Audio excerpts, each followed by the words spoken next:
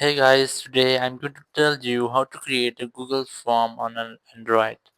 If you're using an Android phone and now you want to create a Google form, so let's see how you can do this. You just have to open your Google Chrome browser and here you have to go for search and search for a website which is Google Forms.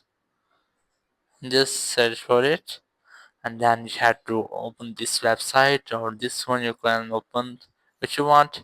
And after that just open the website which is Google preferred, and here you have to tap on the plus icon. Just tap on it and then tap on got it, and here you can easily create a form powered by Google. You can easily edit your form by tapping or entering a photo, video, text, fonts, etc. You can change theme and add people, and after that you can add send or download it from here. So that's how you can easily create a Google form on your Android phone. Thank you very much for watching the video. Until the next video, bye bye.